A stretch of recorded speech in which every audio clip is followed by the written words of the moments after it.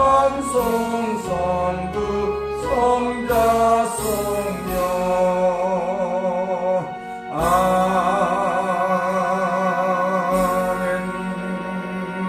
아멘.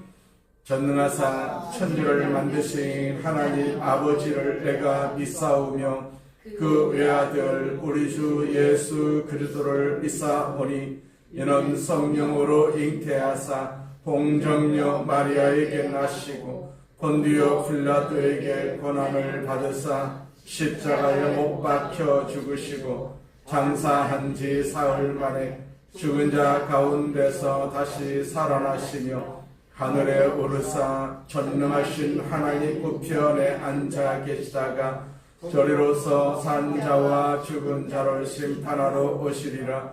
성령을 믿사오며 거룩한 공회와 성도가 서로 교통하는 것과 죄를 사하여 주시는 것과 몸이 다시 사는 것과 영원히 사는 것을 믿사옵나이다. 아멘. 은혜 받으실 하나님의 말씀은 사사기 6장 11절부터 16절까지 말씀입니다.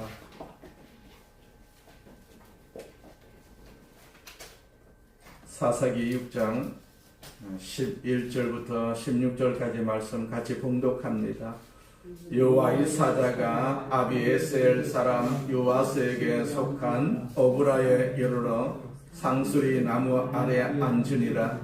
마침 요아스의 아들 기드온이 미디안 사람에게 알리지 아니하려 하여 밀을 포도주 틀에서 타작하더니 여호와의 사자가 기드온에게 나타나 이르되 큰 용사여 여호와께서 너와 함께 계시도다 하매 기드온이 그에게 대답하되 오 나의 주여 여호와께서 우리와 함께 계시면 어찌하여 이 모든 일이 우리에게 일어났나이까.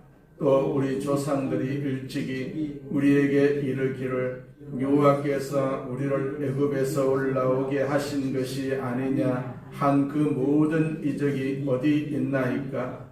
이제 여호와께서 우리를 버리사 미디안의 손에 우리를 넘겨주셨나이다 하니 여호와께서 그를 향하여 이르시되 너는 가서 너희 힘으로 이스라엘을 미디안의 손에서 구원하라. 내가 너를 보낸 것이 아니냐 하시니라.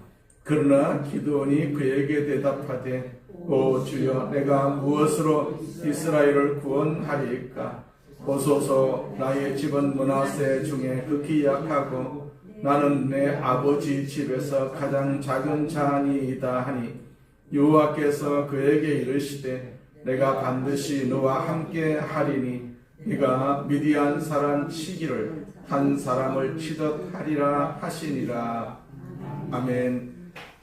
우리 옆 사람과 인사합니다. 예수님 안에서 좋은 일이 있습니다. 예수 안에서 좋은 일이 있습니다. 아멘.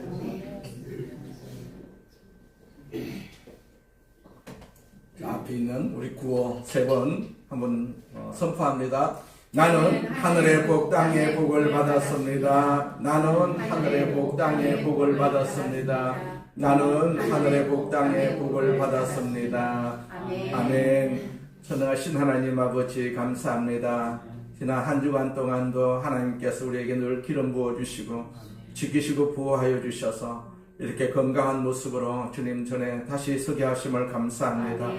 하나님께서 우리 머리 위에 이런 기름 부음이 넘치게 하여 주셔서 이렇게 하늘의 복과 땅의 복을 받는 복된 삶을 다시 한번 허락하여 주시옵소서. 평생의 그 복으로 우리가 살기를 원합니다. 남은 세월도 그 복으로 살기를 원하오니 하나님께서 우리에게 강건함을 더하여 주시옵소서. 육신의 질병이 다 떠나가게 하여 주옵시고 마음이 염려하고 걱정하는 일들도 주님의 이름으로 다 해결되게 하여 주셔서 우리는 여전히 주님을 찬송하고 주님 앞에 영광을 돌리는 귀한 덕으로 쓰임받게 하여 주시옵소서. 세미교회를 섬기는 우리 모든 성도들을 축복하여 주옵소서. 하나님께서 남다른 하나님의 역사가 임하여 주셔서 끝까지 교회를 섬기고 교회와 더불어서 천국을 소망하는 믿음이 우리 가운데 넘치게 하여 주옵소서. 주의 영이 이 자리에 계심을 믿습니다. 성령님 의지하오니 바람같이 불같이 생수같이 임하여 주시옵소서. 예수님의 이름으로 기도드립니다. 아멘. 읽었던 사사기 6장 11절부터 16절까지 18절까지 보겠습니다. 기도원과 함께 하신 하나님이라는 제목으로 같이 은혜를 나누고자 합니다. 어떤 주일학교 선생님이 그 학생들에게 하나님이 어떤 분이신가를 설명을 하고 있었어요. 그 선생님은, 주일학교 선생님은 하나님은 마치 우리들의 아버지와 같다, 이제 비유로 그렇게 말했어요. 이 말을 들은 한 학생이 훌쩍훌쩍 울고 있었어요. 깜짝 놀란 선생님이 왜 우느냐고 그 까닭을 그 학생에게 물었어요. 그 학생은 자기 아버지는 매일 밤 12시가 다 되어서 술이 잔뜩 취해 들어와서는 식구들을 때리는 행패를 부린다고 했어요. 하나님이 만일 자기 아버지 같은 분이면 어떠냐고 그렇게 울먹였다는 그런 이야기가 있습니다. 자, 오늘날 사람들이 흔히 생각하는 하나님의 모습은요, 매우 부정적인 경우가 많습니다. 미국의 어린 아이들에게 하나님은 누구를 닮았느냐 이런 질문을 한 적이 있는데 제일 1위가 하나님은 경찰관과 같은 분이다 그렇게 대답을 했다고 합니다. 마치 경찰관처럼 잘못하는 사람을 추적하고 또 붙들어서 혼돈해주고 또 나아가서 감옥에도 보내는 분이 하나님이라는 생각을 가지고 있었다는 얘기죠. 사실 우리가 구약 성경을 쭉 보면 하나님의 의가 굉장히 강조되고 있는 대목에서 하나님이 매우 잔인하고 보복을 일삼는 신이라는 인상을 받을 수가 있어요. 이렇게 일단 잘못된 하나님의 모습을 마음에 우리가 심게 되면 하나님께 가까이 나아가는 것이 굉장히 어려울 수밖에 없지 않겠어요? 무서울 수밖에 없습니다. 무섭고 늘 두렵기 때문에 하나님께 쉽게 나아가지 못하지요. 반대로 하나님을 아주 따뜻한 분으로 그리고 사랑이 많으신 분으로 느껴보십시오. 우리가 그분에게 나아갈 때 우리를 따뜻하게 맞아주시고 우리 마음을 위로해 주시고 우리에게 평화를 주는 분으로 생각을 해보십시오. 그러면 우리는 하나님께 나아가는 마음이 한결 편안해질 수밖에 없지 않겠어요? 하나님은 항상 우리를 지키시기를 원하고 계십니다. 우리가 병들었을 때도 하나님께서 우리를 치료하시는 분이 하나님이시거든요.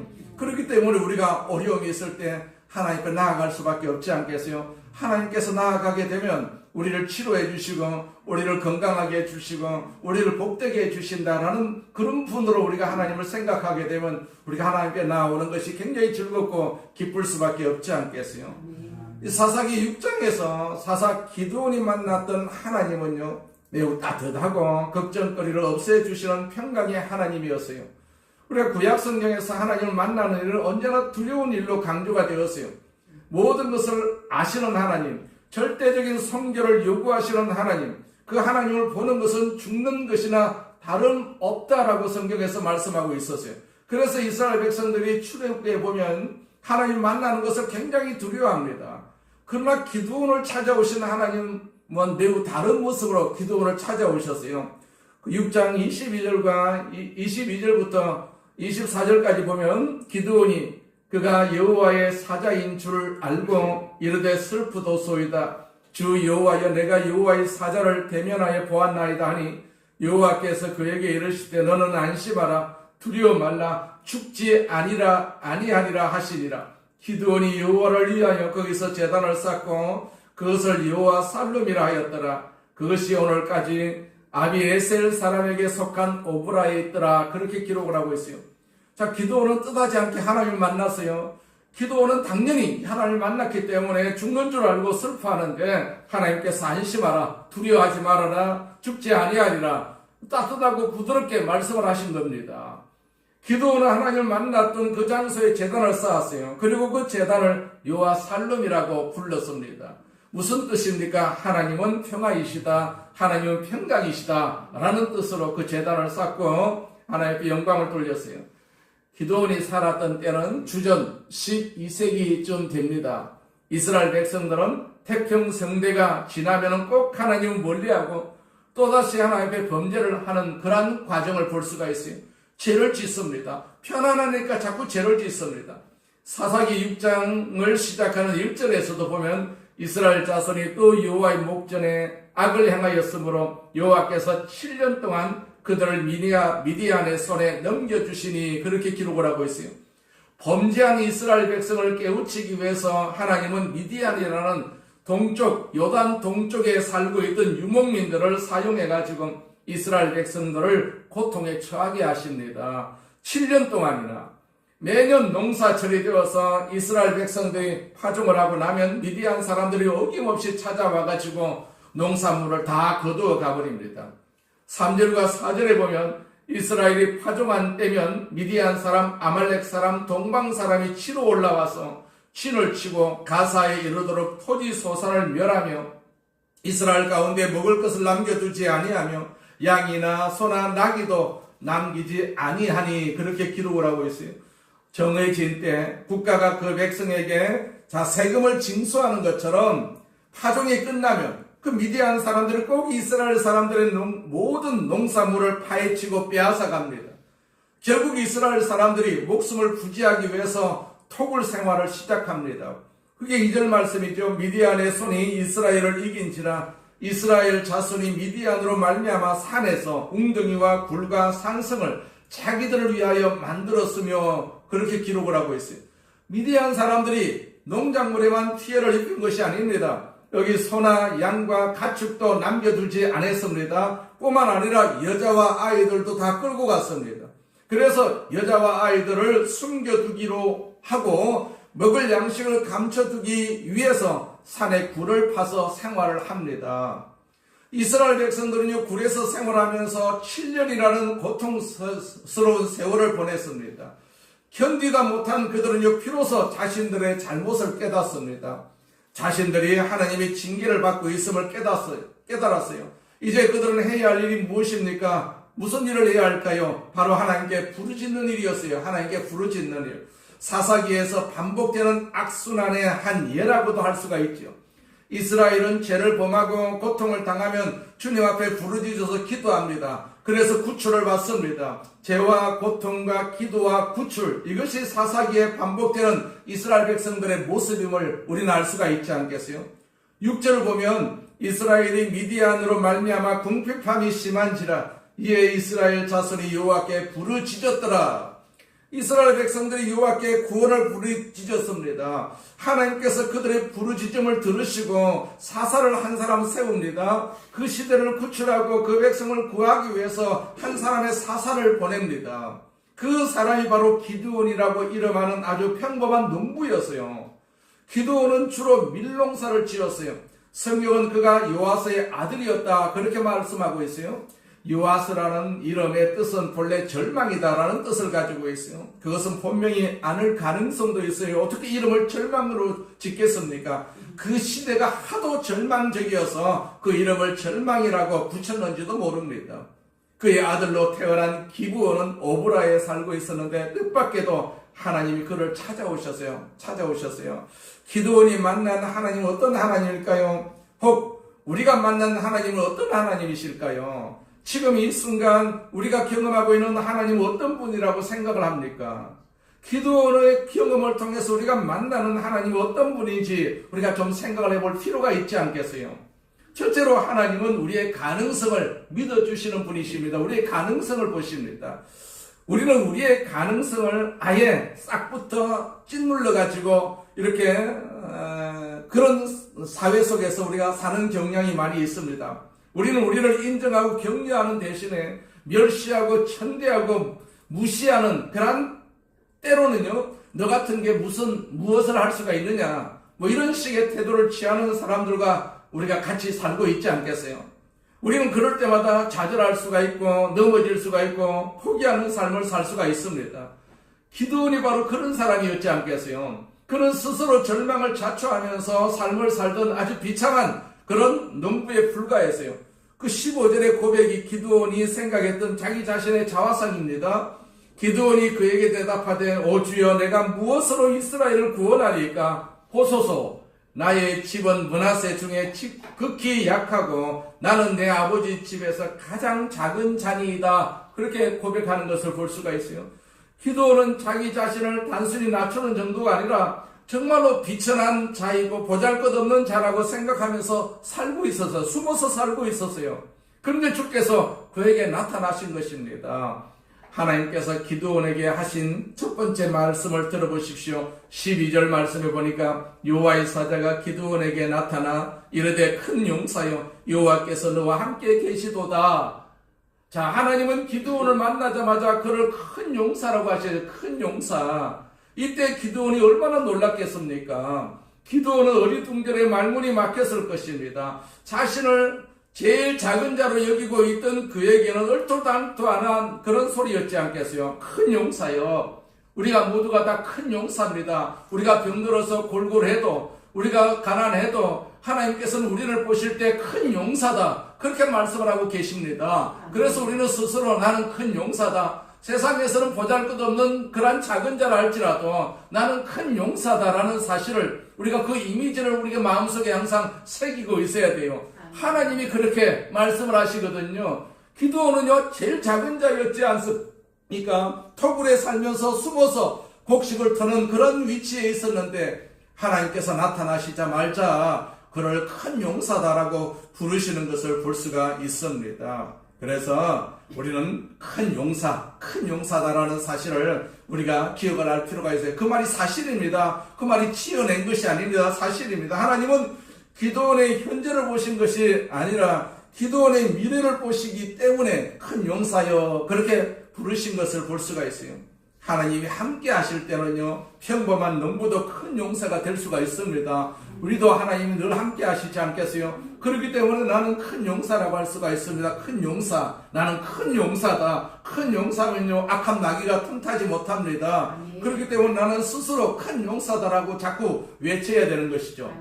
이 조각가인 미켈란젤로가 어느 날 아주 잘생긴 돌 하나를 발견을 했어요.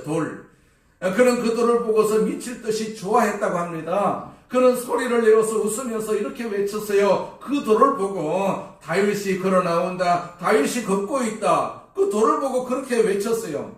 주변 사람들이 보기 얼마나 한심한 일입니까? 돌을 보고 다윗이 걸어 나온다고 그렇게 말을 하니까 도저히 이해할 수가 없는 말이었죠. 그러나 미켈란젤로는 돌이 다듬어지고 깎여져가지고 나중에는 다윗상이 만들어질 위대한 가능성을 보았어요. 이것이 바로 가능성의 안목이다라는 얘기입니다. 그렇기 때문에 우리는 우리 스스로를 포기하지 않아야 됩니다. 병들었다고 포기하지 않고 늙었다고 포기하지 않아야 됩니다. 하나님은요 포기하는 사람을 제일 싫어합니다. 끝까지 우리가 힘을 내고 용기를 얻어야 되지 않겠어요? 우리는 누구의 힘으로 살고 있습니까? 하나님의 힘으로 살고 있기 때문에 우리가 큰 용사가 될 수가 있는 것이고 우리가 무엇이든지 할 수 있는 능력의 사람이 될 수가 있는 것이죠.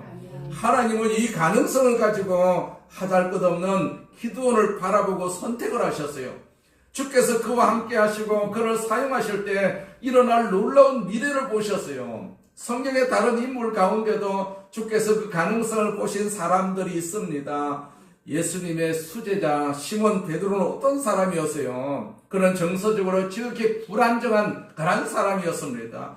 아침과 저녁이 다르고 오늘과 내일이 다른 도무지 일관성이 없는 사람이었어요.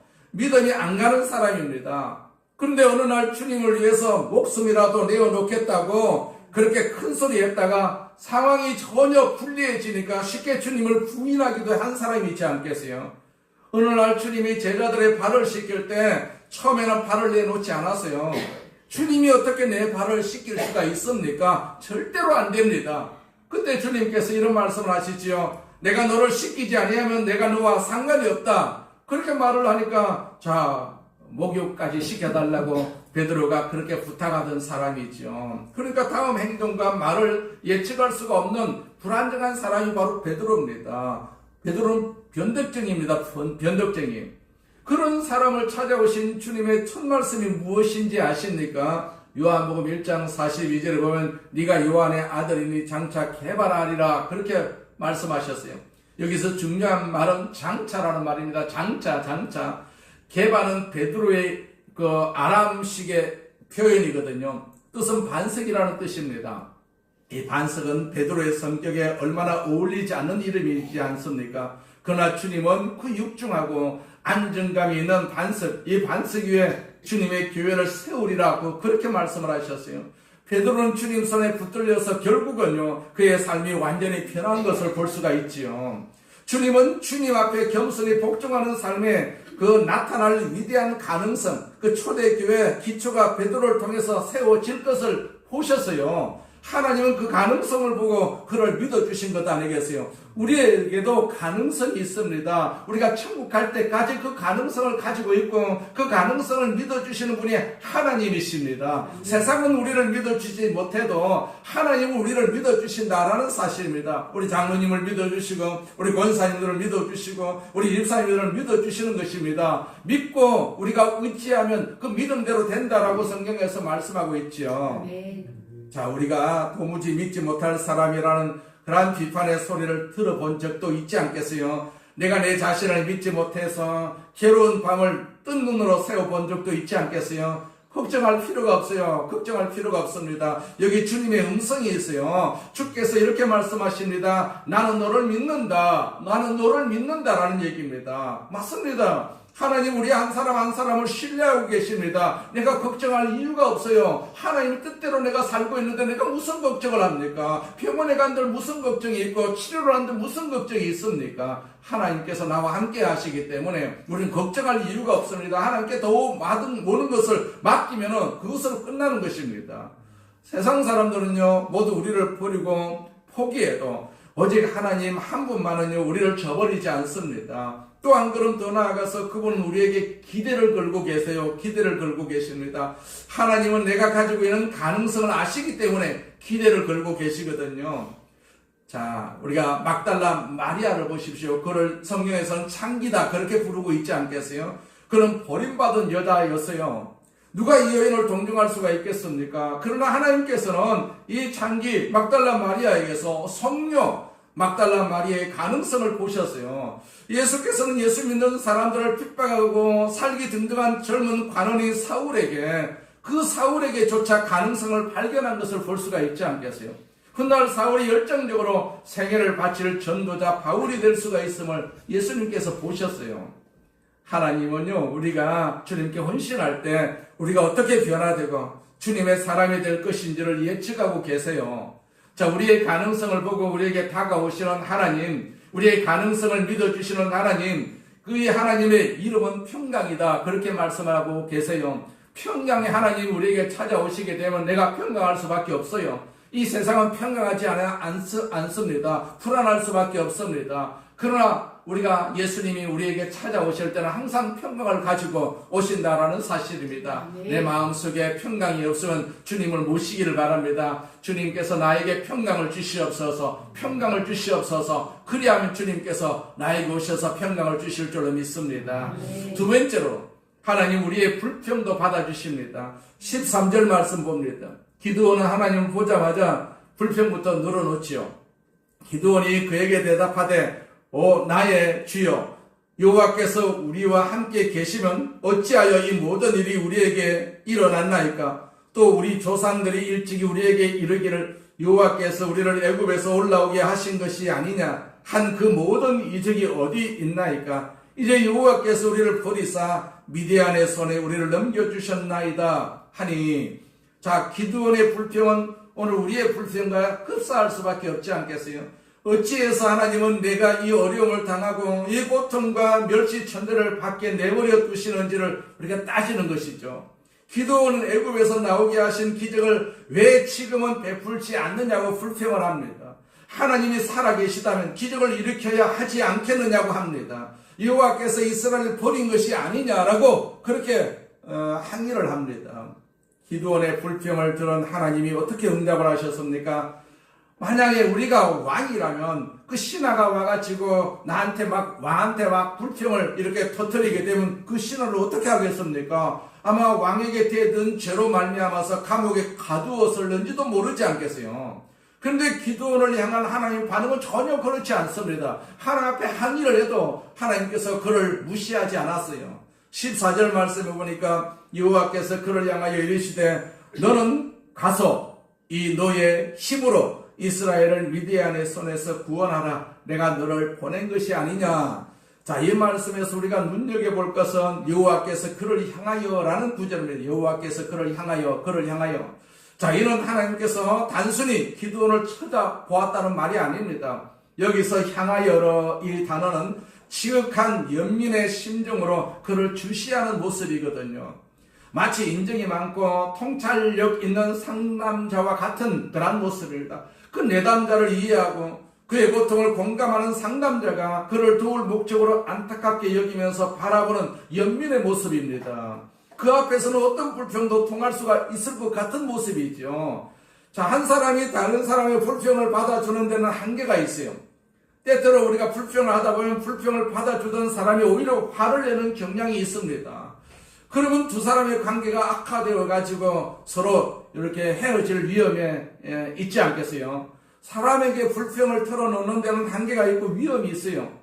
그러나 우리의 어떤 불평이라도 능히 받아주시는 분이 계십니다. 우리의 불평과 우리의 푸념을 들어주고 받아주는 친구가 있다면 그것은 굉장히 행복한 일일 수밖에 없지 않겠어요? 그런 상대가 없을 때 우리 인간은 외로움과 고독을 체험할 수밖에 없지요.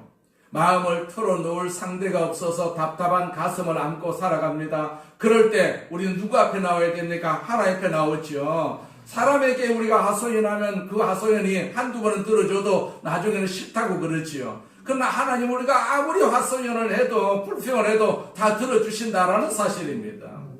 전능하신 하나님은요, 우리의 어떤 불평도 능히 들으시고 또 진정으로 우리를 이해하시고 공감을 하십니다. 그분의 도움을 우리가 구해야 될 줄로 믿습니다. 어디 가서 우리가 이런 분을 만나서 도움을 구할 수가 있겠습니까? 영국의 평신도 신학자고 문학가인 C.S. 루이스라는 분은 한때 사람은 결코 신을 인식할 수가 없다. 자, 신을 알 수도 없다. 그런 주의를 주장하는 사람이었어요. 그런 생각을 가지고 성경을 읽었습니다. 그런 시편을 읽으면서 모름지기 성경에 나오는 시니까 아주 위대하고 아름다운 내용으로 담아 있으리라고 기대를 했어요. 그런데 뜻밖에도 시편에는 불평으로 가득 찬 시가 얼마나 많습니까?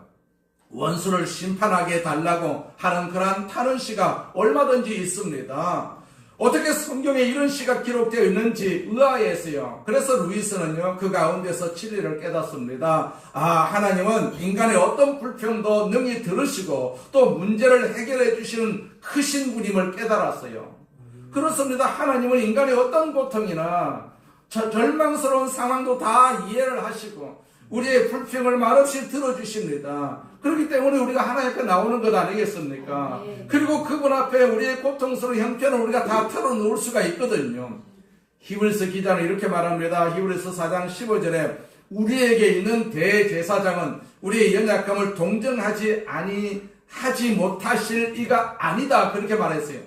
우리에게 있는 대제사장이 누굽니까? 바로 예수님이세요. 예수님. 우리와 함께 계시는 예수님.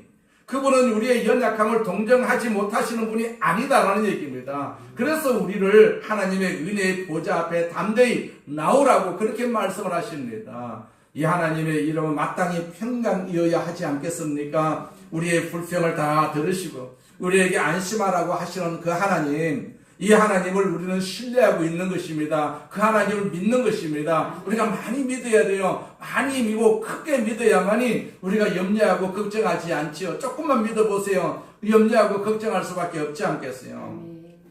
옛날인데 그 45층 그 아파트의 꼭대기층에 사는 부부가 있었어요. 이 부부는 맞벌이 부부인데 인고 부부라 가지고 퇴근 시간에 맞추어서 함께 집으로 올라갑니다. 엘리베이터를 타고 올라가는데, 그런데 하루는 엘리베이터가 고장이 난 것입니다.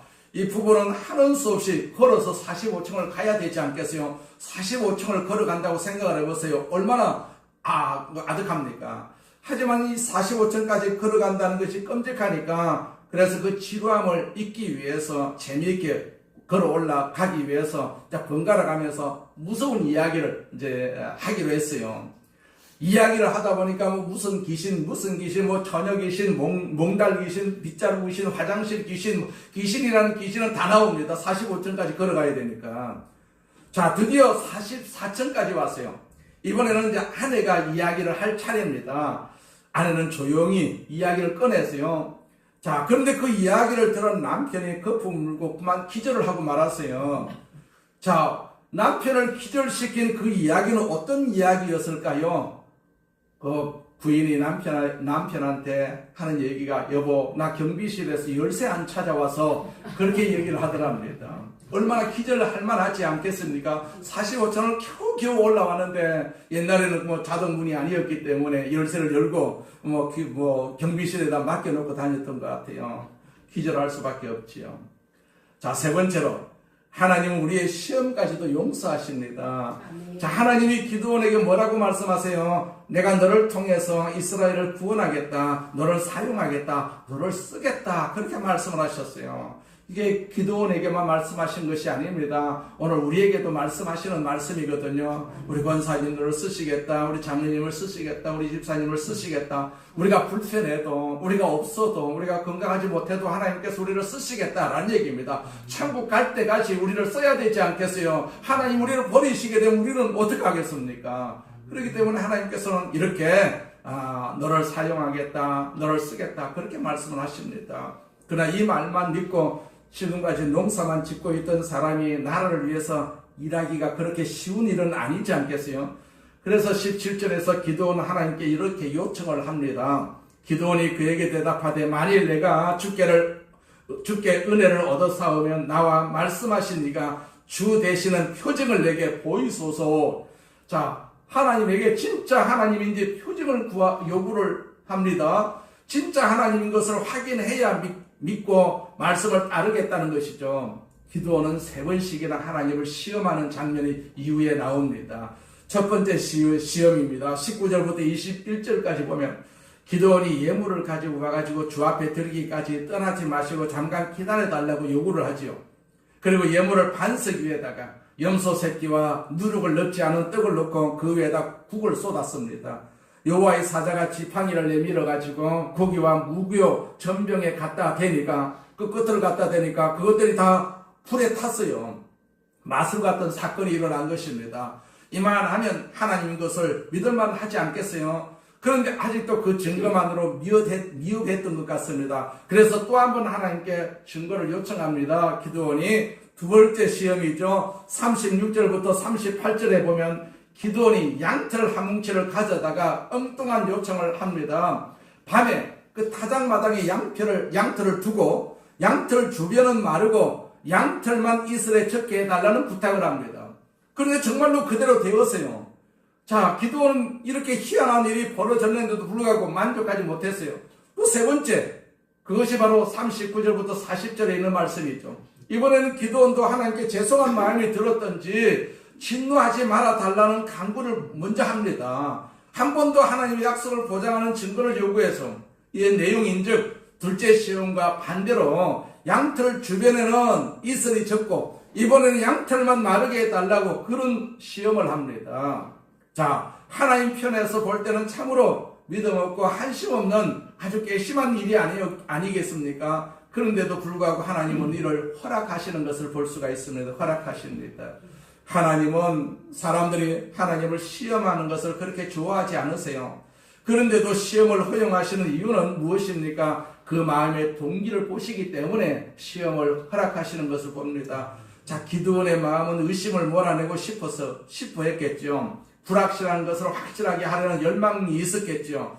자, 주님이 나를 택하셔서 세우셨다는 그 사실을 확인하고자 하는 안타까운 마음을 갖고 있었던 것이죠. 하나님은 의심을 넘어서 하나님 그분을 신뢰하기 원하는 기드온의 애타는 심정을 아마 아신 것 같아요. 그래서 하나님께 자신을 시험하는 것을 좋아하지 아니하면서도 그 시험을 용납을 하시는 것을 봅니다. 그 자비가 사랑이 풍성한 하나님이심을 볼 수가 있지 않겠어요? 되게 우리 성도들이 이 본문을 읽고 감동을 받아가지고 기드온처럼 하나님께 증거를 요구하는 기도를 하는 경향이 좀 있는 것 같아요. 그것은 뭐 그렇게 좋은 일은 아니지 않겠어요? 하나님 못 믿어서 하나님을 시험하는 것 아니겠어요? 하나님을 믿으면, 우리가 하나님을 믿으면 이 말씀을 전부 다 믿으면 하나님을 시험할 일이 없지요. 자, 기드온의 예를 따르는 것은 뭐 좋은 신앙의 자세는 아니죠. 그러나 때때로 우리가 어리석은 주문조차도 하나님은 허용을 하시는 것을 볼 수가 있어요.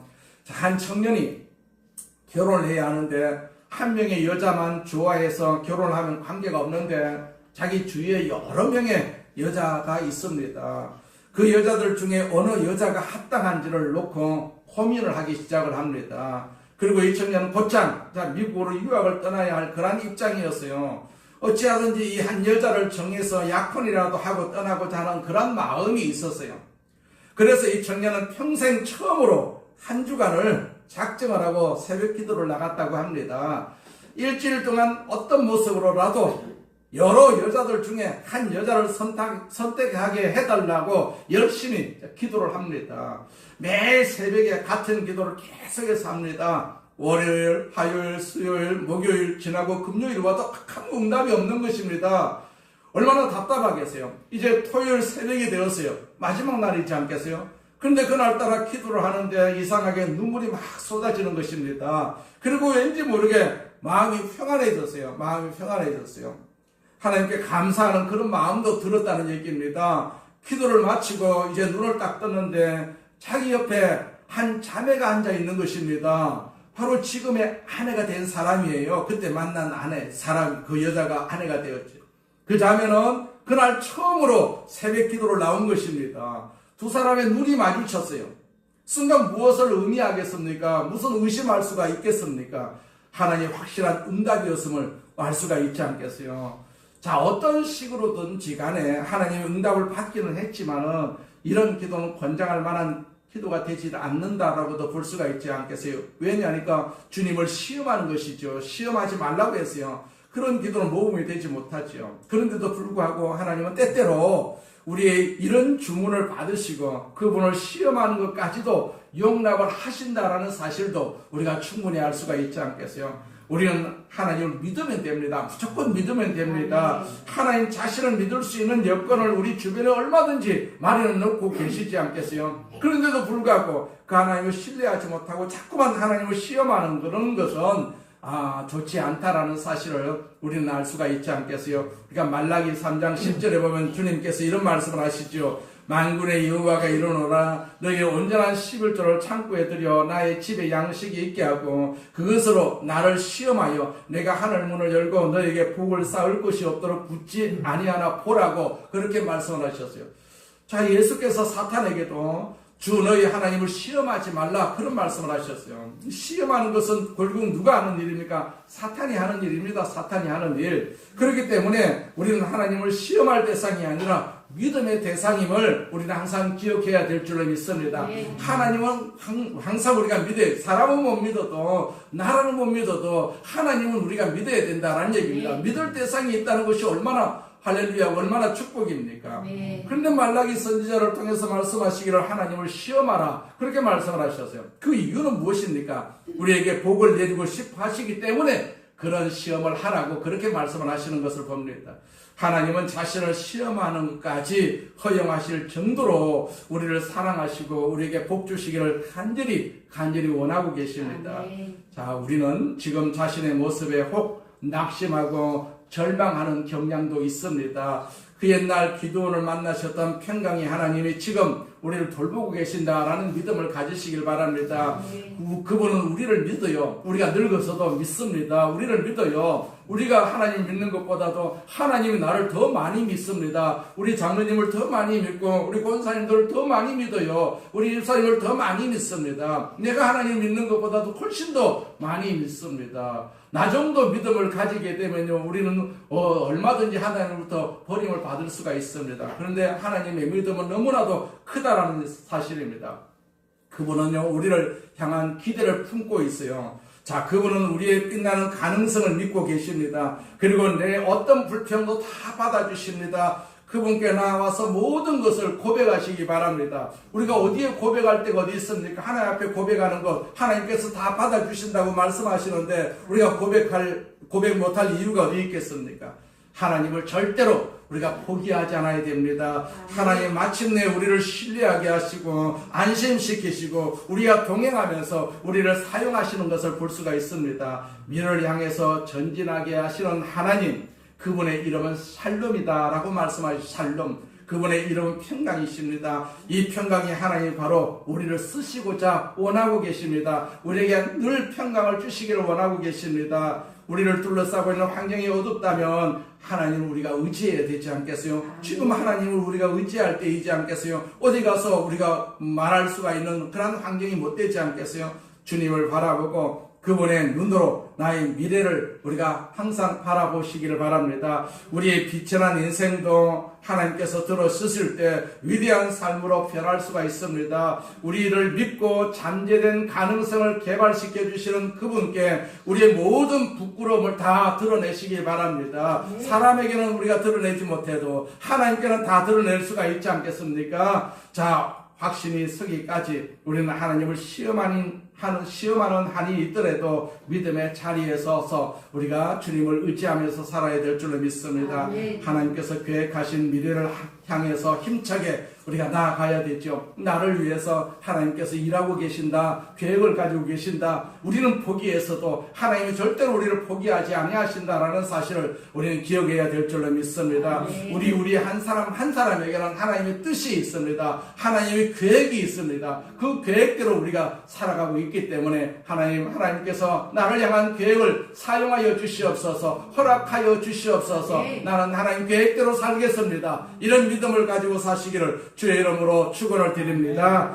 전능하신 하나님 아버지 감사합니다. 하나님께서 우리를 사용하심을 감사합니다. 우리를 축복하심을 감사합니다. 우리를 복되게 하심을 감사합니다. 하나님의 능력이 우리 가운데 부어지게 하여 주심을 감사합니다. 우리를 사용하여 주심을 감사합니다. 택하신 대로 우리를 끝까지 사용하여 주심을 감사합니다. 우리가 부족해도 하나님께서 오늘 이 시간 기도를 찾아오신 것처럼 우리를 찾아오셔서 우리를 사용하기를 원하고 계심을 우리는 믿습니다. 하나님 앞에 우리 몸을 드리오니 우리를 사용하여 주옵소서. 병든 몸 그대로 주님 앞에 드립니다. 고쳐서 사용하여 주시옵소서. 부족하지만 하나님 앞에 드립니다. 하나님께서 채워서 우리를 사용하여 주시옵소서. 우리가 쓰임받기를 원하오니 주여 우리를 사용하여 주시옵소서. 예수님의 이름으로 기도드립니다.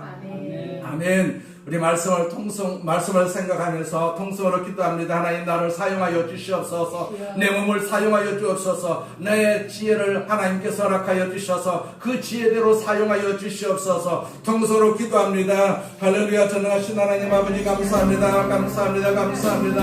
하나님의 영광을 받으시옵소서. 우리를 사용하심을 감사합니다. 지금까지 우리를 사용하여 주셨습니다. 우리는 일찍이 포기해서도 하나님은 절대로 포기하지 아니하심을 우리는 말씀을 통해서 깨달았습니다. 기도원을 포기하지 아니하시는 하나님 아버지, 숨어서 살고 있는 기도원도 하나님께서 포기하지 아니하시고 찾아오셔서 그를 일꾼으로 세워주셨습니다. 하나님의 뜻을 이루도록 하나님께서 사용하여 주신 것을 봅니다. 하나님 오늘도 우리를 사용하여 주옵소서. 우리 장로님을 사용하여 주시고 우리 권사님들을 사용하여 주시옵소서. 우리 육사님들을 사용하여 주옵소서. 우리 전도사님 사용하여 주시옵소서. 우리를 사용하여 주시옵소서. 우리가 쓰임받기를 원합니다. 하나님 부족해도 주님 앞에 있사오니 주님께서 능력을 더하여 주셔서 우리를 사용하여 주시옵소서. 병들어서도 우리를 고쳐가면서 사용하여 주옵소서. 우리를 고쳐주시옵소서. 우리를 고쳐주시옵소서. 우리가 부족해도 하나님께서 채워주셔서 주님 앞에 쓰임받는 누구 되기를 원합니다. 하나님의 교회를 섬기기를 원합니다. 하나님 나라의 도구로 쓰임받기를 원하오니 우리를 사용하여 주시옵소서. 하나님 우리를 사용하여 주시옵소서. 주의 능력이 우리 가운데 임하여 주시옵소서. 악한 마귀는 따라갈지어다. 절망은 따라갈지어다. 낙심도 따라갈지어다. 하나님께서 함께하여 주심을 감사합니다. 이 험한 세상을 살아갈 때 우리가 낙심하지 않게 하여 주옵시고 절망하지 않게 하여 주옵소서. 희망을 가지고 살게 하여 주옵소서. 소망을 가지고 살 수 있도록 하나님께서 역사하여 주시옵소서. 주께서 이 시간 아버지 기도를 만났던 천사처럼 우리에게 다가오심을 감사합니다.